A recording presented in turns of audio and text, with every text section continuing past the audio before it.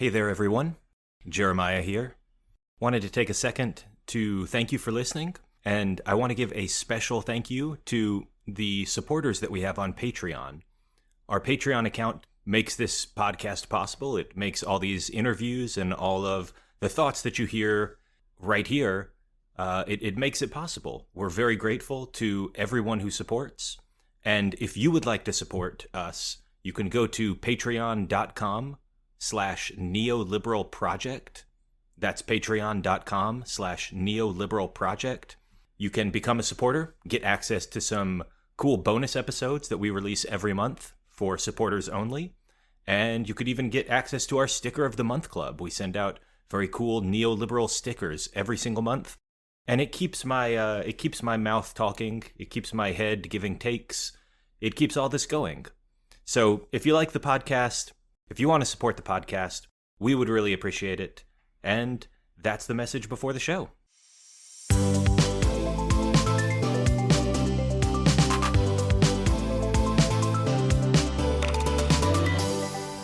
Welcome, everyone, to another episode of the Neoliberal Podcast, part of the Progressive Policy Institute. I'm your host, Jeremiah Johnson, and joining me today is Kevin Vallier. He's a professor of philosophy and director of the Philosophy, Politics, and Economics program at Bowling Green State University. He's the author of several books on trust, liberalism, and the open society. But today, we're talking with Dr. Vallier because he recently wrote the entry on neoliberalism in the Stanford Encyclopedia of Philosophy. So we're talking about what actually is neoliberalism. We're going to solve the puzzle once and for all. Dr. Vallier, welcome to the show. Oh, I'm very glad to be here. Thanks for having me. All right, so I've got to say, right off the bat, I've got a bone to pick. I got a problem, man, because I've been trying to define neoliberalism for years over here. We've got that we're the neoliberal group, and then you swoop in and you steal our thunder. And but no, I guess just to kick things off, why tackle this? Why was this a problem that interested you, or something that you wanted to devote time to, like trying to get a coherent definition of? Yeah, well, so there was this discourse about neoliberalism that began on the left for a variety of reasons to denote sort of vaguely capitalist global economic policy that arose kind of in response to the waves of privatization, deregulation, and tax cuts that were going on following the fall of the Soviet Union and the decline of socialism in various countries. Now, the term neoliberalism had been used in lots of contexts before that, and decades before, but that was really when it took off because there was a series of books written. There was a very bad book on this written, A Brief History of Neoliberalism, and it just defined neoliberalism in Marxist terms as basically global capital's revenge against an expanding sort of democratic state. But there was also this discourse among libertarians where they were getting called neoliberals. And their response was to say, well, what does neoliberalism even mean? It just denotes whatever you don't like. I got to say, this is a great tradition on Twitter. We love to find these instances of neoliberalism is anything I don't like. And Yep. you'll find people blaming neoliberalism for like, why is sex bad these days? Yep. Neoliberalism, why do young people have so many mental illnesses these days? Neoliberalism, Yep. why are Marvel movies so omnipresent and terrible? Neoliberalism. And you can find, there's no problem in the world that exists that has not been blamed on neoliberalism. I know. And so the reason I wanted to define it is I thought, look, the libertarians have lost the battle in saying that, and classical liberals in general, have kind of lost the battle for saying the term makes no sense. And so I thought I would try to get a jump on the people who use the term by giving it a coherent meaning that was backed by the actual thought of people that were denoted by the term. Now, remember, this is an entry for the Stanford Encyclopedia of Philosophy. So neoliberalism might refer to a movement. It might refer to a set of policies. But the point of the entry is to define it as a kind of theory of political economy that has philosophical dimensions. So I'm trying to get at sort of the coherent underlying ideals and principles. So people will say, oh, well, neoliberalism denotes this kind of thing. Well, I'm talking about neoliberalism as a philosophical view, right? So philosophical views are kind of made of principles and values, and uses those principles and values to make recommendations for the kind of constitutions, laws, and policies that we ought to have. So that's how I'm thinking about what I'm even trying to do. So the idea to do this was to say, look, we can actually go through these thinkers that are called neoliberals, and we can put them in their own words, and then try to draw some generic lessons from their work. So I had worked for some time on Hayek in great detail. I've written about Hayek a good bit.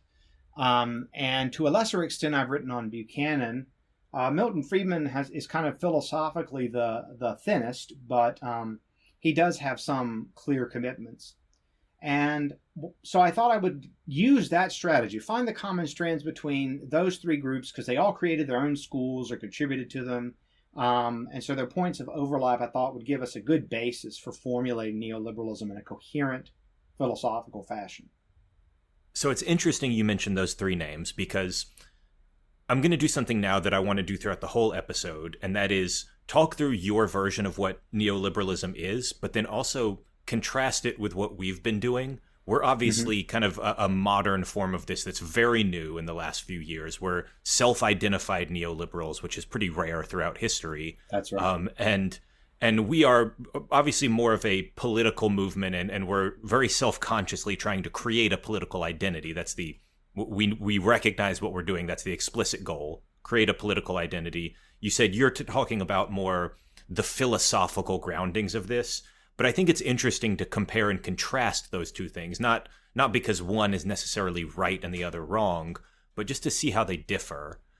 Yep. And one of the things that I think when I hear those three names, Buchanan, Hayek, Friedman, is that virtually everyone who is a, self-identified neoliberal these days, the modern neoliberals, knows who Hayek is, knows his ideas, knows who Friedman is, knows his ideas.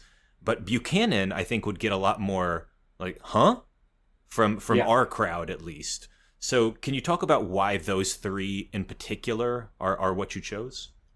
Yeah, so just briefly, I take neoliberalism as a philosophy to say that a society's political and economic institutions should be robustly liberal and capitalist, but supplemented by a constitutionally limited democracy and a modest welfare state. So it has four components: liberalism, that there are extensive individual and group rights for everyone, that it's capitalist, that it's private property, the means of production, and relatively low regulation. Goods and services are largely generated by spontaneous order. Democracy is the system of government, but it is limited by what it can do in certain respects, not just to protect rights. And then the modest welfare state. So there is redistribution, and so it's not strict libertarianism. And that could take different forms, but there's been a lot of friendliness among particularly Friedman, Hayek, and contemporary neoliberals to cash transfers, which we'll talk about, I'm sure. Buchanan comes in chiefly in helping us to understand constitutional choice and how to do it.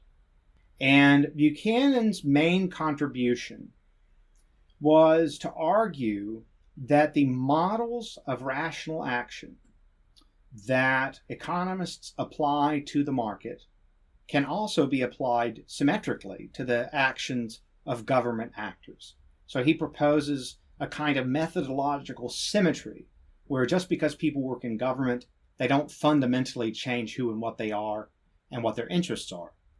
And what this means is that, say, when the government passes a gigantic spending bill, what we should think is, oh, they've done so much good, but rather, what was their interest in doing this?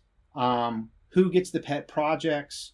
Where's the waste where people didn't spend in economically optimal ways because spending it economically optimally was not good for their district? You're basically talking about public choice theory. James Buchanan is the father. Yeah. James Buchanan and Gordon Tuckall are the fathers of public choice. That's correct. Yeah, So, I find it fascinating because I don't he's definitely a very important thinker, but at least within our crowd, I don't see him associated as a neoliberal as much as I do. Like, everybody knows Hayek was a neoliberal. Everybody knows Friedman was a neoliberal. He seems a little bit more stealth, perhaps. Well, with the problematic Nancy MacLean book, it's now the case that the opponents of so-called neoliberalism include him. But I think where he's continuous is that he is a liberal, a capitalist, and a defender of limited constitutionalism. But also, if you look into his sort of contractarian moral philosophy, he starts with the assumption that people are naturally free and equal, and that constitutions should recognize this. And I take that to be a key component of neoliberalism, because I think liberal constitutionalism is part of, and the rule of law are important parts of the whole liberal tradition, but especially the neoliberal tradition, which is focused so much on constitutional design.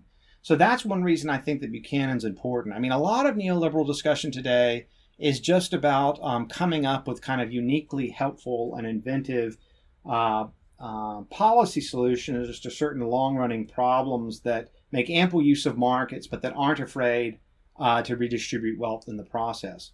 And it's also the case, I find, that the new neoliberals tend to be less cynical about how government actors behave. So the idea that you could get someone in there who implements a basic minimum income because they think it's best for people, that's not necessarily going to raise immediate red flags for the neoliberal, whereas for the public choice person, it will raise immediate red flags. So I think that's one reason that there hasn't been as much association. Yeah, I think one of the interesting things that I've seen is sometimes when you read older texts by older liberals, they talk about a particular term and they talk about it in a fairly negative light. And the word I'm thinking of is technocrats. Yeah. You know, if you asked like Milton Friedman about technocrats, he would have this bumbling bureaucrat in mind who's probably making everything worse, he's probably thinking of this from a public choice lens. Whereas, liberals today, and especially neoliberals, are very technocrat friendly. Most of them would describe themselves as technocratic, but to them it means like, oh, I study economics. I'm aware of Milton Friedman's critiques, and I want to design these programs in the best way possible. And it's like I think that is a big shift, the idea that technocracy is a tool that we should use rather than the enemy.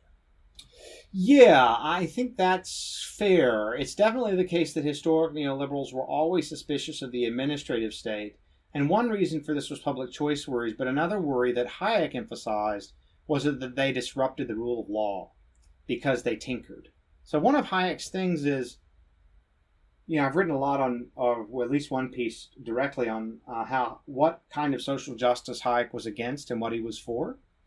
And it's actually way more complicated than people think. But his persistent problem with a certain kind of social justice is that people say stuff like, justice requires a $15 hour minimum wage, or justice requires price control X over supply of goods Y. And he wasn't against social justice in the sense of organizing society so that a person selected at random did best. You may think I was quoting Rawls, but I was quoting Hayek. So he's not against sort of organizing society so that institutions work better for everybody. That's not what Hayek is against. What Hayek's against is tinkering, and he associates technocracy with tinkering. And so if you can get technocracy to follow certain kinds of general rules, then there's not so much going to be a problem. But the danger of technocracy is it can't be rule-bound. And if it can't be rule-bound, it's going to disrupt people's ability to form local plans and to engage in discovery with one another. So that's the worry. Now, if you have a more complicated model of human behavior than public choice, which I certainly do, my work on trust has led me to believe that trust is a major impact on behavior, and that when people are trusted, I think they will oftentimes behave, and sometimes they'll be less trustworthy, but other times they'll be more trustworthy. And so I think in high trust countries, they tend to be the least corrupt. And I don't think that's a mistake. So Sweden is extremely high trust. And its technocracy works fairly well because people don't think it's going to be corrupt. In part because if they were corrupt, they would be penalized immediately. People would be shocked and horrified. In fact, I work with a Swedish economist who said that, I've written with him, and he says there's just so few cases of governmental corruption in Sweden that, when it happens, it's a huge, huge deal. I mean, it's not like Brazil, which is extremely low trust and has a great deal of corruption. So social trust and corruption are really tightly related. And so the way I would supplement public choice is to say that I think in low trust societies, the public choice model explains the most. Whereas in high trust societies, it doesn't explain very much. So the models are better for Brazil than they are for Sweden. And the U.S. has gone from a relatively high trust country to a middling trust country. And so I do think that our technocracy today works less well than it would if we were able to maintain higher levels of trust. So I too hesitate with the pure public choice analysis, because I think everyone is more morally complicated than that. People do have an evolved moral sense. That's become extremely clear in recent work on anthropology and human evolution and the development of large-scale human societies, that our capacity to act on moral considerations, that our desire to avoid guilt and shame, that our sense that others have moral expectations of us are enormous drivers of behavior, and that will affect the kinds of policies that you think are feasible and effective. So I just think it is important that we've learned way more than we knew in Hayek, Friedman, and Buchanan's time. But the difficulty is that the number of people working in broadly neoliberal areas, or at least at the edges, is so diverse now that it's hard to state a doctrine because it hasn't sort of come together in the same way than it did historically. I mean, you had all these guys, in a room at various points. Yeah, the history of the term itself is very, very fascinating, and it's funny. Yes. We keep discovering new things. Yes. I think just within the last year, let me look this up. Actually, hold on. It's this because I have this open. Yeah, just within the last year, somebody discovered more older uses of the word neoliberal than we had previously realized that existed. I think it was Philip Magnus. Yes, he found the oldest, yes. Yeah, where we used to trace this back to 1938 and the Walter Lippmann colloque and Mont Pelerin Society and all that. But he found, if you actually go back into German texts in the 20s and 1910s, that people were already using it as an insult before then. So it's almost this cycle of it gets used as an insult and then somebody actually adopts it. And then it gets used as an insult and then somebody actually adopts it. And I don't know. Yep. There's a whole cycle there. Yeah. I'm mostly interested in the one that people consider the most influential, and I think that's the kind of pro-capitalist but not hostile to the state as such sort of view. Now, what's really interesting is their relative attitudes toward democracy vary, but they tend to be more hostile to democracy than liberals on the left, in some cases a good deal more. And so they want to have everything based on the market, but if you can have technocrats, say, creating and maintaining free trade agreements, a lot of the neoliberals will prefer that than to having it always run by democracy. So if you think about having a more complicated model of managing policy, right? You can do it democratically, you can do it through markets, or you can do it through bureaucracy. And the neoliberals tended to dislike bureaucracy the most, like markets the best, and feel kind of middling about democracy. But it does depend to some extent on what they do. I mean, if you look at the Constitution of Liberty, I'm just kind of thinking that the government does a lot of stuff. And of course, for any neoliberal, they're going to think that you can't internalize all negative externalities through assigning property rights in the right way. I mean, that's the problem with radical libertarianism, is they want to solve global warming with like worldwide tens of thousands of class action lawsuits and through torts, than just having governments engage in, say, a cap and trade scheme, which would require bureaucracy. So like, the radical libertarian approach to pollution is just bizarre and incoherent. So there's some role for bureaucrats to do stuff in all of in Buchanan, Friedman, and Hayek. I mean, they got to do some stuff. Buchanan has this idea of the protective state and the productive state.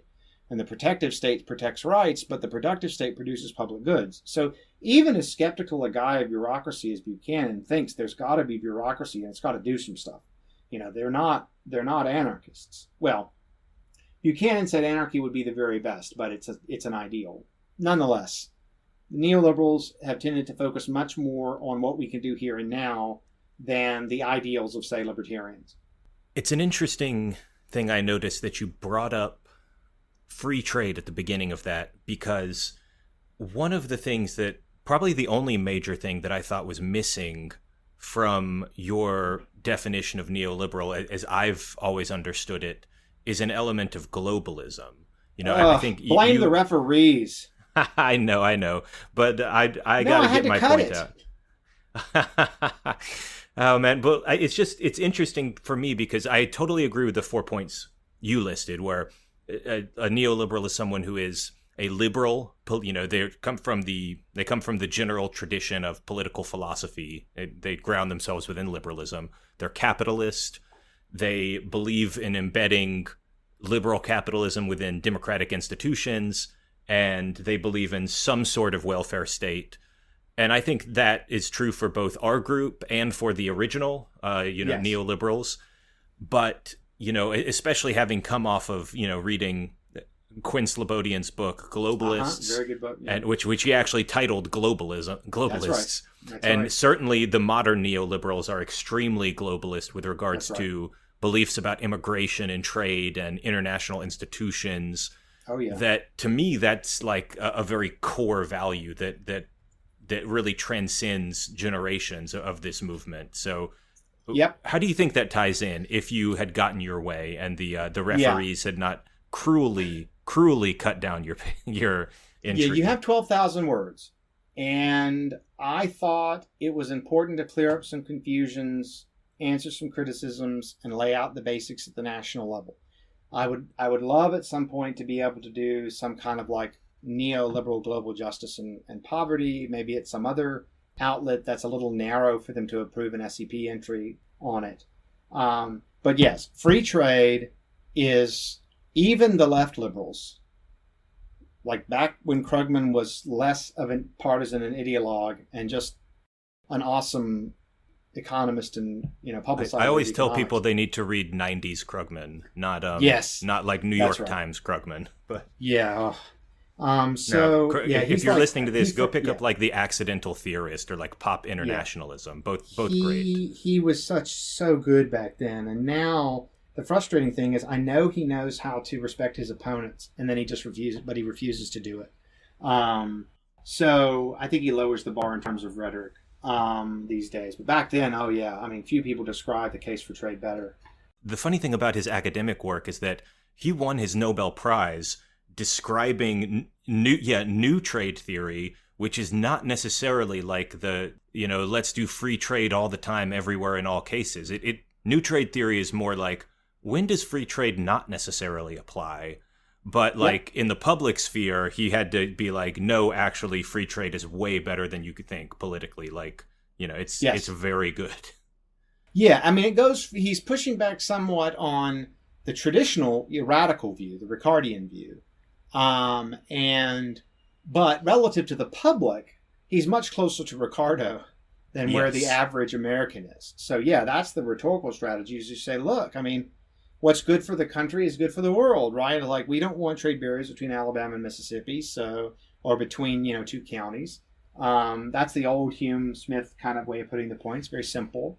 But yeah, definitely free trade. Now, definitely international peace, I think, also really matters, but foreign policy's military policy I don't really see as central to neoliberalism, but I do see trade and immigration as central to neoliberalism. And Friedman has that quip about the welfare state and immigration that libertarians just pull out, and they think that like means that libertarians can be neutral on immigration, and then all the terrible anti-immigration arguments among the paleo-libertarians. If you want to be mad at paleo-libertarians, this is a safe space for you, Kevin. Yes, I know. I when I was in my teens, I kind of liked them a lot, but I soured on them in my early 20s. Yeah, Decisively.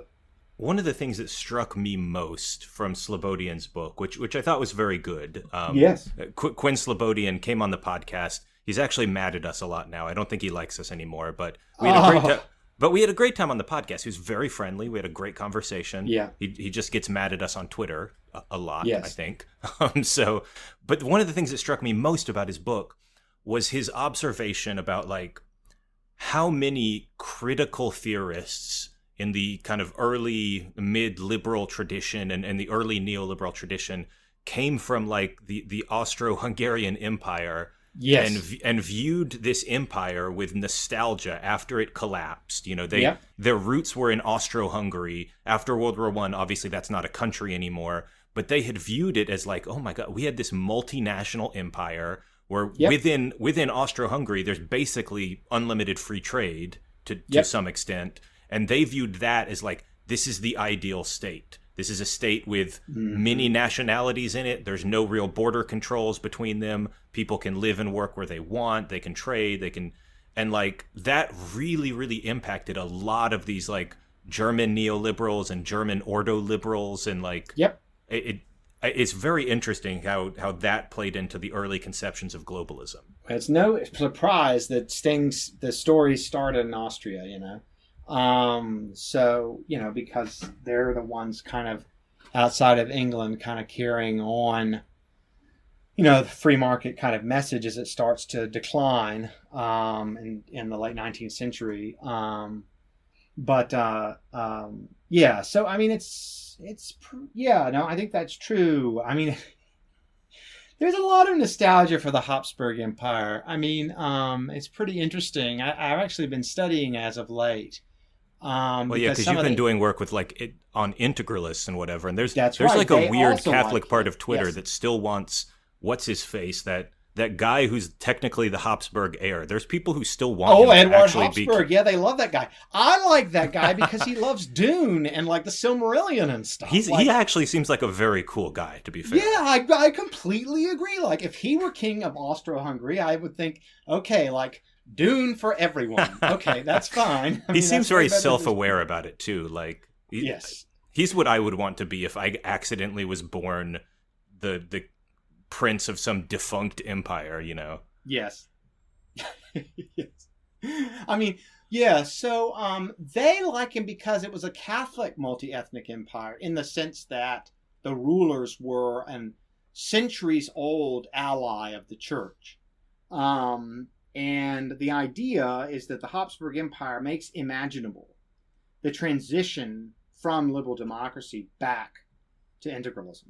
So they like him, they like multi-ethnic Catholicism, and the neoliberals liked multi-ethnic markets because they were all pretty much atheists, although few of them were hardcore about it. Buchanan was privately. Frank Knight, he's the reason that Mont Pelerin was not called the Acton Tocqueville Society. That's what Hayek wanted to name it, because he was like, well, they're Catholics. They were Catholic.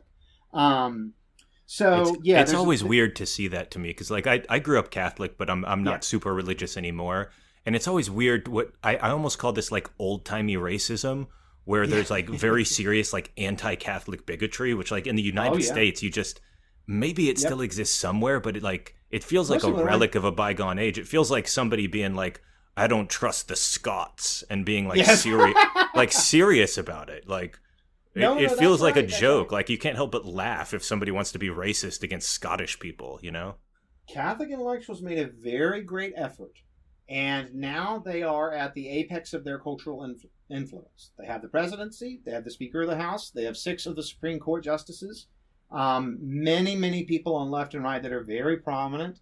I'm Eastern Orthodox. I agree with Catholics theologically like 95% of the time. So, you know, and I care a lot about what happens in the Catholic Church, but it's remarkable. The stigma against Catholics as Catholics in terms of what they believe is gone. Though there's the new stigma, of course, associated with the internal scandals, which, I think contributed to the destruction or the collapse of Anglo-Catholicism in the U.S., and it's being supplemented by Latino Catholicism or Latin. The other kind of Latin Mass. Yes, right, exactly. But on Twitter, Catholics are very prominent, right? The different factions are very prominent. Many of them are very effective Twitter users, and you have all these different factions. You've got like the mainstream left, like Father Martin. You've got like the left Catholic socialists, like Liz Brunig. You've got like the mainline conservatives, like Robbie George. You've got trads. You've got the integralists, which aren't trads, and they're different from each other in various ways. And then everything in between. So yeah, it's they continue to have a great deal of influence. But going back to the Austro-Hungarian Empire, the thought was with a lot of the early classical liberals in Austria was, Mises actually was quite hostile to Christianity, but Hayek was not. And it's also the case that Mises's forebears were deeply indebted in their thinking toward Brentano, who was a kind of Aristotelian. And where Aristotle goes, with one very prominent weird exception, usually friendliness to religion travels with it because of Aquinas. The exception is Rand. But yeah. So we don't have enough time to get into Rand here, but no. But the issue, I think, with neoliberals in the past, kind of liking quasi-democratic or somewhat democratic or like liberal monarchical regimes, there's a reason for this that is, I think, no longer part of neoliberalism, but was the sense that you can't let democracy do everything or they're going to destroy liberal rights and they're going to destroy markets. This is, kind of gets around to kind of the Hayek's worst decision, right? And that was his brief support for Pinochet. I always find it funny because Milton Friedman gets tagged with this all the time. Because totally false about him. He traveled to Chile, and essentially it was like 2 days. He gave talks at a couple banks, and I think he had a 30-minute meeting with Pinochet where he tried to sell him on like monetary policy or whatever.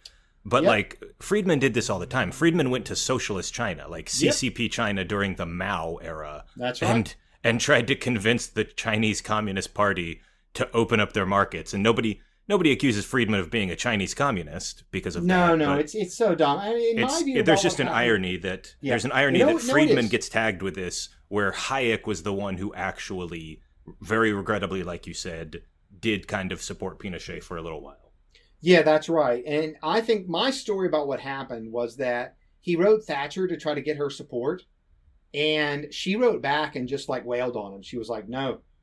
And you can read that letter of her to him online. It's hard to get his original letter to her. And then he just gave up, I think, because, he'd been condemned by the Baroness. Basically, I think he thought about it in the following way. Allende was going to socialize the economy, and that would require getting rid of democracy. So essentially, you had a choice between capitalism-friendly dictator or a socialist dictator. So I think he just thought that, Pinochet was good because he had stopped totalitarianism in Chile. But then he whitewashed the murdering and all that stuff, or at least didn't attend to it enough to know that it was going on, which was his responsibility. To his credit, it only lasted a little while, and he changed his mind about it. So what I always say to people then, when it comes to supporting dictators, Hayek has like the best batting average of like pretty much any 20th century intellectual. Way better batting average than, say, Noam Chomsky. So, I mean, he definitely goofed up on Chile bad. But if everyone in the 20th century would goof up when a dictator or something would tend to do stuff that they liked. I mean, folks on the left have apologized for Castro and Chavez just recently, like Chavez. So, right? Like, not even that long ago. Oh, Noam Chomsky is still denying that the Uyghur genocide is a thing. All those tankies, they're the worst. Not just edgy 14-year-olds on Twitter with like an anime tanky avatar, but like Noam Chomsky, people ask him about the Uyghur genocide, and virtually every single time his answer is, well, how do we know how bad it is really? And also, is it as bad as what's going on in Gaza? I think not. Like, Oh, and I saw that. Yeah. He immediately pivots, and this is a very common thing for him. He'll pivot to what Israel has done here or what's happening in Syria, and it's never actually an answer about Xinjiang. It's an answer that compares it to somewhere else. No. That's definitely true. I was big into him in high school, and I kind of came out of it. I was like, oh, I like that he's anti-war on various things, but I don't know about all this friendliness to communism. No, he has a way worse batting average than Hayek, and that's what irritates me about people beating up on Hayek. Is I just say, yeah, he screwed up there, but who's your alternative? It's not like Keynes was better. So, you know. I mean, it's so in any event, that's the downside. But the downside, it does get a feature of neoliberalism historically that I think has changed. And the historical idea is that the case for democracy is purely instrumental. It's just does it produce good outcomes. And so when democracy stops producing good outcomes, you get worried. And there's a couple of things to say about this. First, insofar as Hayek had a theory of justice, it's most articulated in The Mirage of Social Justice, oddly enough. And if you read my article, which is free online, everybody, called Hayekian Social Justice, it's only 14 pages. I outline what his theory of justice is, and it's straightforwardly incompatible with his support for Pinochet because it provides non-instrumental reasons to support democracy. But Hayek didn't apply his own principles very well. But let me speak up for Buchanan here because of all the smearing from Nancy MacLean. He was the most democratic of the three because he thought that the only way to have a legitimate order is if everybody was on board. He was very anti-elitist. For instance, he apparently despised the Kennedys. And he believed in a 100% inheritance tax. So, you know, this is a guy who, yeah, he thinks democracy is really important because he thinks it's legitimate, even though he wants restrictions on majoritarianism. But I think these days, neoliberals want to say, yeah, people have a right to vote. And yeah, if they use the vote wrongly in a bad enough way, that's a problem. But everybody thinks that, right? Yeah. Well, I think there's an interesting balance. I think that, you know, I wrote an article, both me and Colin Mortimer, who were the co-founders of the Neoliberal Project. We wrote a series of articles called What Neoliberals Believe. And this is very much a political program for modern neoliberals. But one of the things that we both emphasize is that neoliberals are liberals first. You have to be a liberal before you can be a neoliberal. And that means you ground yourself in political liberalism, meaning the principles of democratic representation, equality before the law, market economy, freedom of speech, association, all that. And I like to say that, like, for us, for neoliberals, institutions come before policy.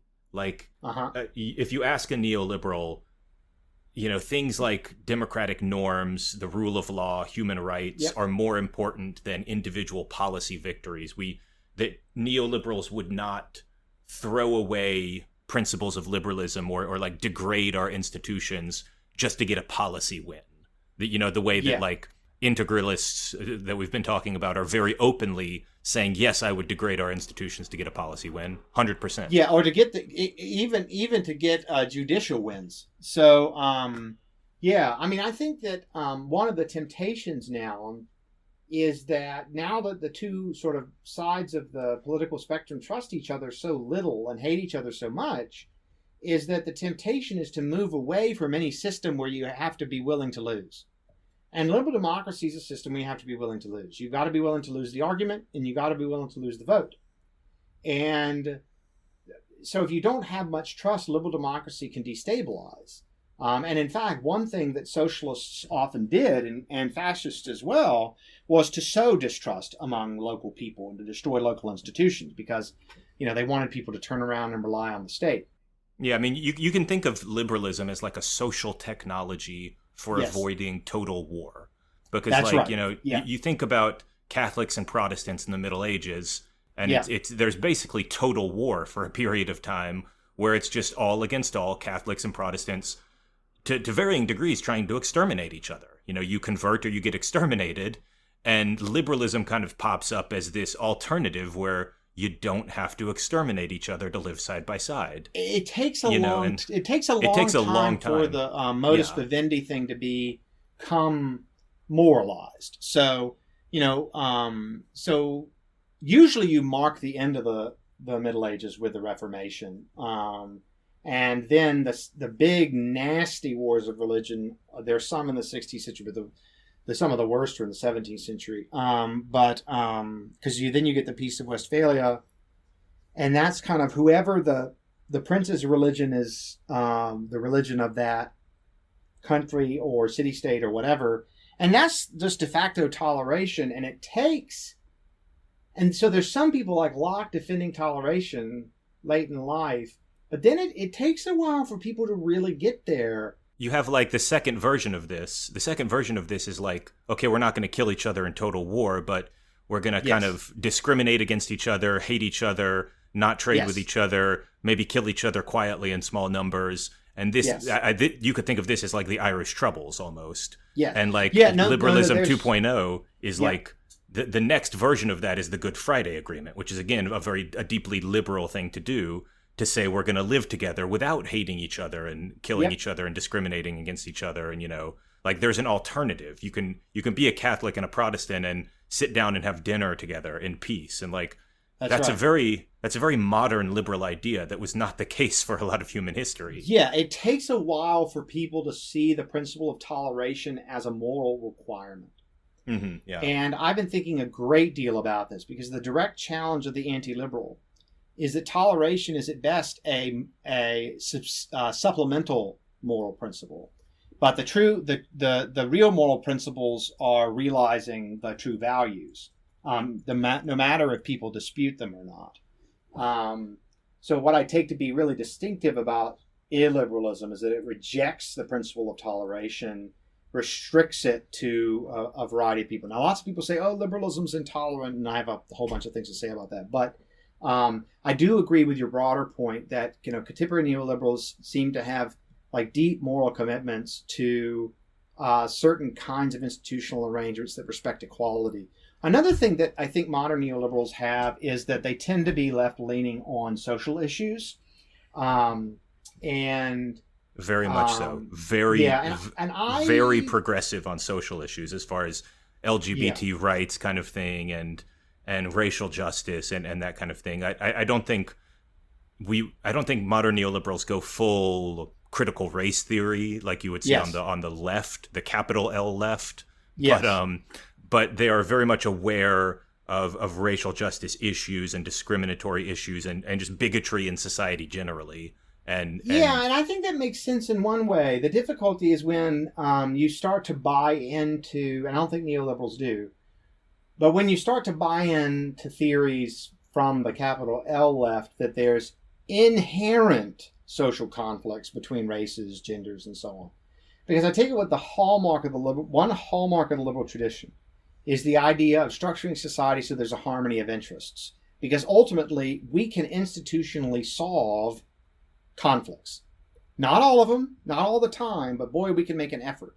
And so I think the difference between the illiberal left and the liberal, and from the illiberal right as well, that the liberal says we can get to justice, we can create equality, we have made progress, and we will continue to make progress. Mm-hmm. So I think the liberal has to say that. I also think that neoliberals are right to support equality under the rule of law, and they're also right to talk about equal respect for identity. So that's what I take to be behind a lot of liberal support for the LGBT movement, is that, okay, look, we were expected to tolerate Catholic identity. We were expected to tolerate Protestant identity. We're going to tolerate sexual identity too. We're going to respect gender identity too. But the difficulty for the liberal tradition right now is that with race, the opposition to racial equality was usually based in animus and disgust. Not always, but usually. Or they invented some white supremacy stuff based on pseudoscience. But the challenge with liberalism and the LGBT movement is that most of the great world religions remain opposed to LGBT relationships and LGBT marriage. And so the principle of toleration becomes harder to implement because you want to tolerate and respect sexual identities, new gender identities, but you also want to respect traditional religious identities. And this is a problem with which I've been Mm-hmm. consumed for the better part of a decade. We had a very Is how do interesting you balance conversation that? on this. Yeah, we had a great conversation on this with a guy who wrote a book called When Rights Go Wrong, named Jamal Green. I don't know his work. Why don't I? But he takes issue specifically with the American version of rights, where our rights are absolute in the legal sense. He's a professor of law, and our rights are very absolute in the sense that you think about like the Colorado bakery case. It's either 100% the case that the baker has an absolute right to refuse whoever they want, or the gay couple has an absolute right to be served, and there's no middle ground. Just one of them is right or wrong. It's kind of an all or nothing battle in the American legal system. Whereas, Northern Ireland had a case very similar to this, and there they structure their conversations more about balancing rights. And this is true in most legal regimes, that conversations are about balancing competing rights and how do we fairly balance them. It's not a question of one of you has to be right, one of you has to be wrong. And like in the Northern Irish baking case, they came up with some complicated solution where like the business has to hire a contractor who's willing to do the work or something like that to bake the cake for the gay couple. But it's just, I think of that as a very American problem, that we are so stuck on this versus that. Because this kind of thing is not a big issue in other countries the way it is here. Well, that's because of lower religiosity. Even because in Ireland things have really collapsed in terms of religiosity for basically institutional failures in the Catholic Church, to put it mildly. So for the most part, this is an issue in the United States because of particularly that evangelicals in particular see themselves as having a very public part of their faith. In a way, like other versions of Christianity, they may not fight as hard. But a lot of these cases come up with evangelicals, though many come up with Catholics as well. So I'm a pretty big defender of religious exemptions, but my way of balancing the rights is whether the exemptions create third-party harms. I am someone who resists the notion of dignitary harm. I think a key to liberalism is Mill's distinction between harm and offense, and that a lot of the refusal to bake cakes is seen as a harm when it's really just an offense. And that doesn't mean it's not subject to moral criticism, but you still have to do so. For instance, on my view, my view is like you don't get automatic exemptions from these things. You have to apply for them through the court system, which is actually what the state Religious Freedom Restoration Acts say. So you have to show you have standing, and then you have to show that there's a substantial burden. And I think if you do that, you're going to get so few of the exemptions that they're not going to sustain the stigma against LGBT identity, which I think is unjust. So the idea here is that if you have a process and the exemptions are few and far between, then you balance the rights. But I think it is very important that Americans get better at seeing, okay, we reasonably disagree about justice, not just about religion, right? And that we need, so like one of the themes of my advisor's work, Jerry Gals, who died recently, was that we need to extend the principle of toleration to ideology, insofar as that makes sense. And it does, I think. That we need to get better at saying we have different theories of justice, but there's reasonable disagreement here. And so we need to have institutions that help us to develop, not necessarily compromises exactly.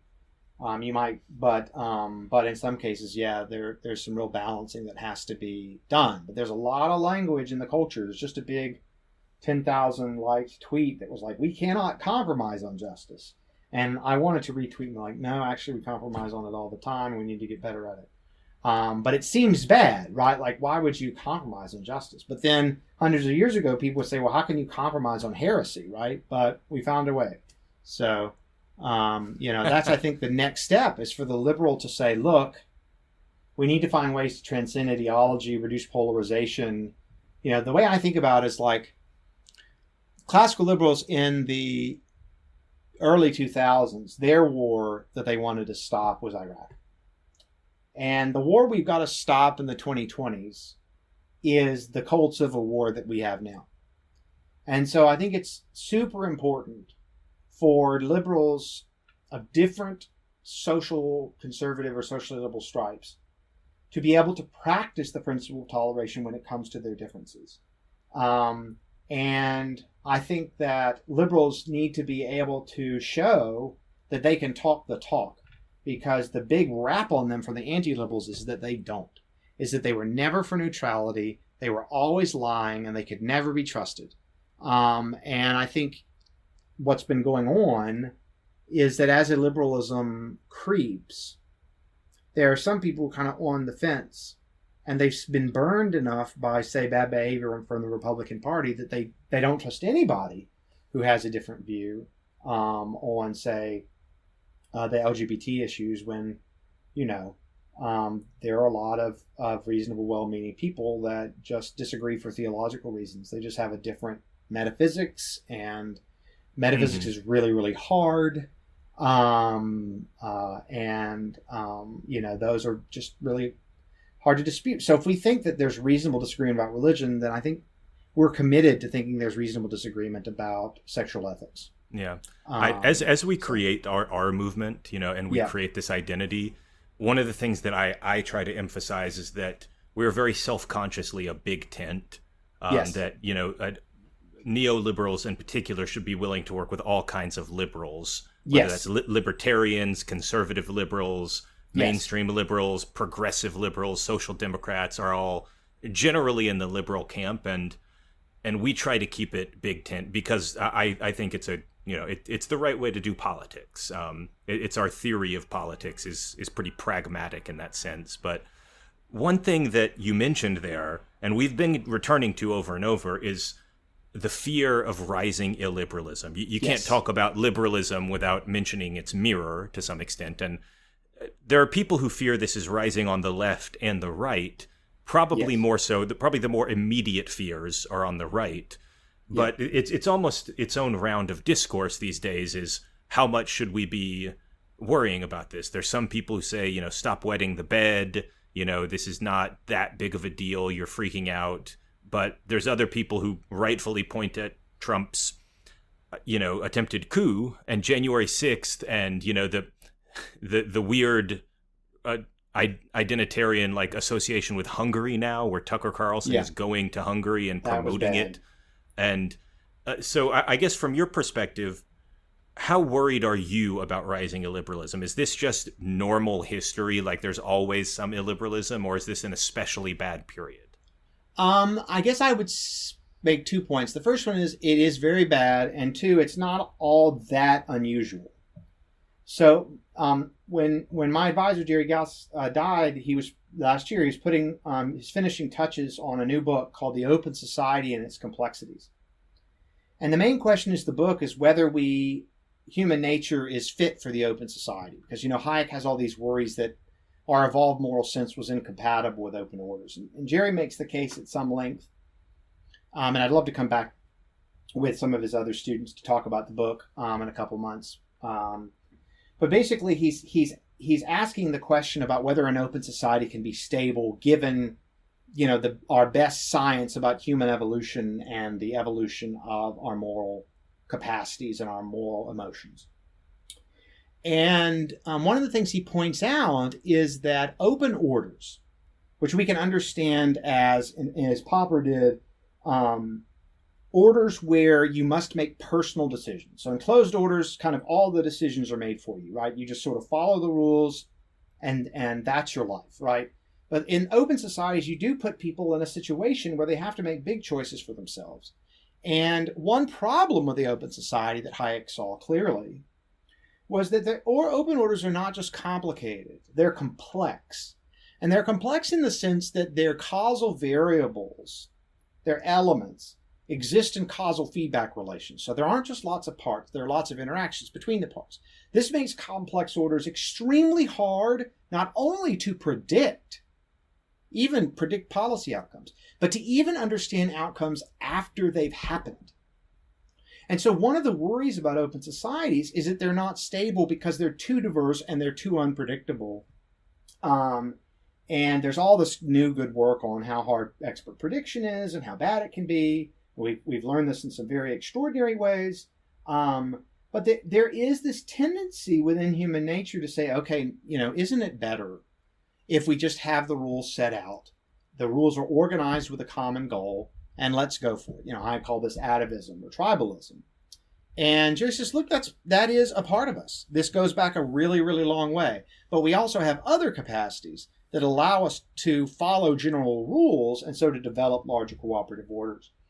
So illiberalism is always going to be with us because it arises naturally from part of our evolved human nature. But what Hayek missed was that there are parts of human nature that are more conducive to open orders and all the benefits that they have. So we don't know how long open orders can survive. We don't know if they can survive complexity. And here's another thing that Jerry pointed out that I think will be very, very manifest for you as a Twitter user, which is that diversity in open societies has become autocatalytic, meaning that it's increasing in its rate and it's compounding. So on Twitter, intellectual change and development happens faster than at any other point in any other institution in the history of the human race. In fact, ironically enough, the illiberals have gotten a lot of their boosts from Twitter, which we would never have been able to predict even 5 years ago. So we have these complex institutions. We barely understand them. We can't predict them. But we do know that they create enough disruption, they create enough difficulty with prediction that people will worry that their costs outweigh their benefits. So it's definitely the case that there are deep drives to anti-liberalism. It's a new kind of order in human history. I mean, illiberalism on a large scale is also new, but it's a few thousand years old rather than maybe 100 years old. So I think liberalism is going to be with us. We've got to vindicate liberal institutions through carefully studying them and understanding them. That's why I think the study of complex systems is so important to liberalism in the 21st century. I think so it's always been bad. It's always been a threat. But it's rising now in part because the United States seems to be either between a high trust, low polarization social equilibrium and a low trust, high polarization social equilibrium, or it's sliding from the one to the other. Now, when I wrote Trust in a Polarized Age, my last book that came out last year, I thought we were still sliding towards this new low trust, high polarization equilibrium that will make open institutions less stable. But some of my friends are like, hey man, we're already there. It's just not obvious yet. So if we're there, it's really hard to escape. So the question is then, we're evolving different communities with different moralities, different values, and that get a lot of prestige within their in-group from provoking and defeating the other side. And that's, I think, what's driving American illiberalism on both sides. So until we figure out through careful study how do we restore trust, how do we narrow polarization, illiberalism's going to continue to get worse.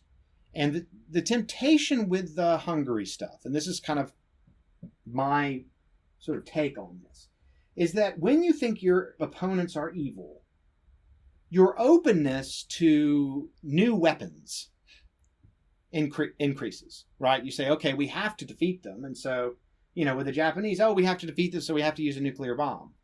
Or with folks on the right now, like, we have to defeat the left. So if we vote, we need Trump. And since he was like a short-term club, we've got to look at a guy who's a long-term club, right? And that's Orban. He's a long-lasting proof that politics can crush the left. And so we need to learn from him. And I think that's a product of low trust attitudes. So, there's a lot we need to learn about the open society and how it works and that we don't know because, one of Jerry's themes is we've got an open society, but we don't understand it. And so, illiberalism can pop up, particularly as Twitter continues to generate new doctrines and new ideas, some of which are good and some of which are terrible. Every day there is something more cursed than the last. I know. But yeah, that's the autocatalytic diversity. It's the beauty and the tragedy, I think, of open systems is that they are chaotic and hard to predict. But, from a neoliberal perspective, I think that incredible things come out of open, chaotic systems when, when the creative destruction process is allowed to happen. So Yes. Yeah, and one point here, it's just a very minor thing. This is very, very minor because Jerry's book's about to come out. So he distinguishes between complicated, complex, and chaotic. And complicated means lots of parts, not interaction between the parts. Complex means there's parts, but there's understandable or graspable causal feedback mechanisms between the parts. But chaotic is when everything's so intertwined you have no idea what's going to happen. So anyway, I just think that's a cool distinction. So I just thought I would throw it out there. Absolutely. Yeah. So yeah, sometimes there's chaos. I mean, sometimes there's chaos and you have no idea. And so some days Twitter looks like chaos. Someday it looks like complexity. But whatever it is, the nature of diversity, like if you think about this, so think about this like in terms of the evolution of like aircraft or like ecologies, where you produce like more and more refinements to certain kinds of technologies or narrower and narrower niches for new kinds of species. I mean, this is essentially what Twitter does. It increases complexity by increasing niches and adding new parts and pieces and factions.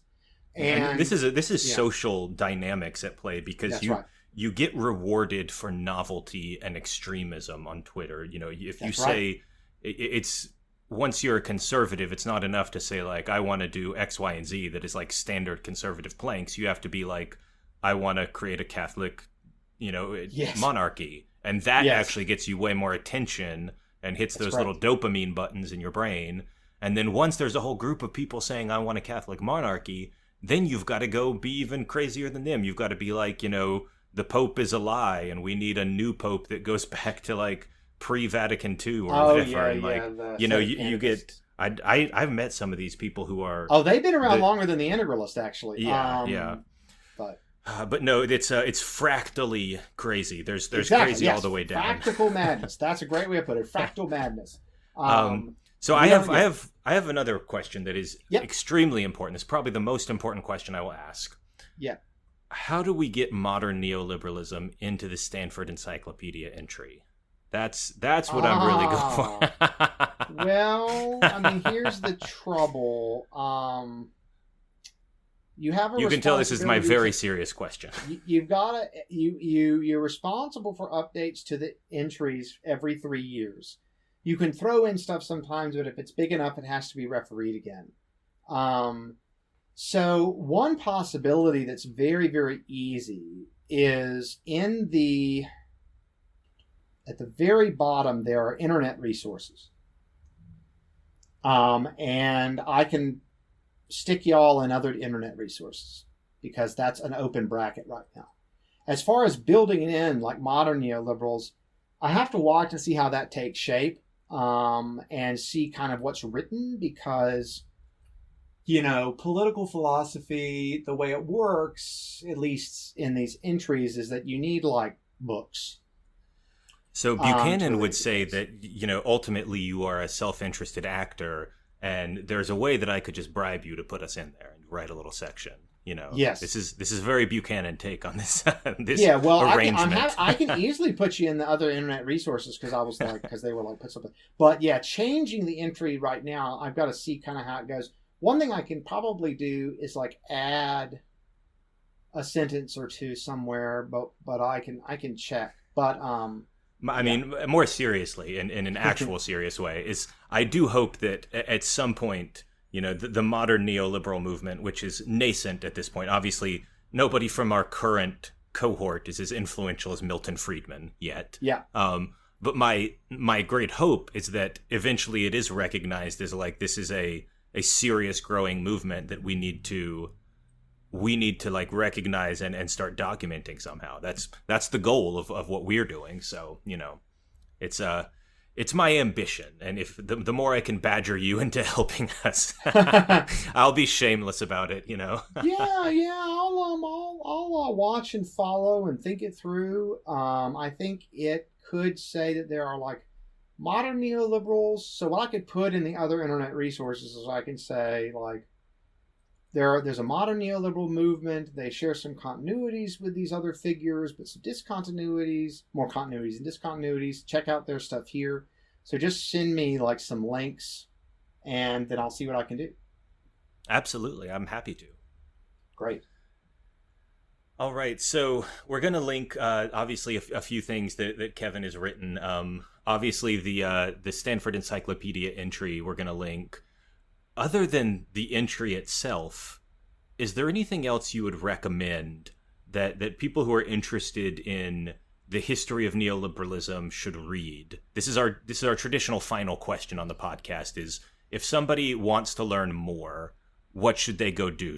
Are there people they should follow on Twitter? Are there books they should buy, online articles? Like, what would you recommend? So the first thing they should do is read the whole entry, because it is a really good. It is quite good. It is quite good. Actually, I thought people were going to rip on me. Like, nobody ripped on me at all, except for a little tiny bit from Magnus on using Jessica White's work. But one thing that I would do, and this is just me being a philosopher and a Hayekian, is just like, man, like, read Hayek, and particularly read Rules and Order, because it is kind of indispensable to trying to understand the way in which societies an evolved harmonious order. But I also think, if you're ready for like some more like technical philosophy that I think makes very clear arguments, then I think people will really like Jerry Gauss's new book, The Open Society and Its Complexities. Right now it's too expensive, but most of your listeners probably have access to Oxford Scholarship online through a university, in which case they'll be able to read it, because it raises a lot of the problems for neoliberalism right now. And the problem right now is that we're trying to defend an open society, but that we don't fully understand it. And so the next stage of liberalism is grappling with complexity and the threats to complexity. The people who say, look, things are out of control, we got to control them. And that is an academic paper or a book? It's a book. It's coming out with Oxford. It's called The Open Society and Its Complexities, playing on Popper's The Open Society and Its Enemies. It has a wonderful description of human evolution and the evolution of the moral sense, our movement from smaller societies to larger ones and then to open orders. The challenges that Hayek posed to the very stability of open orders.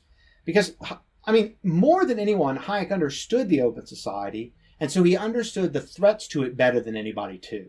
And so one of the things Jerry's doing is he's taking very seriously Hayek's worries and trying to answer them. And so I think that's, the most important thing that we can do is to try to understand the kind of order that we have and what's good about it and how to sustain it. So I consider that is the place where neoliberal thought has to go. We have to understand our order to defend it. All right. Well, my guest today has been Kevin Vallier. Kevin, thank you so much for coming on the show, for finally defining neoliberalism in a way that wasn't, a bunch of leftists saying neoliberalism is why Ben and Jerry's ice cream sucks now. It's why my candy bar got 2% smaller. It's why Marvel movies are I don't know. Thank you for the actual definition. And I am very much looking forward to your book on kind of the new right and seeing how that book on illiberalism comes out. So I'm very interested to see when that comes out. We might have to have you back. Oh, I would love to. I would love to come back. It's been fun.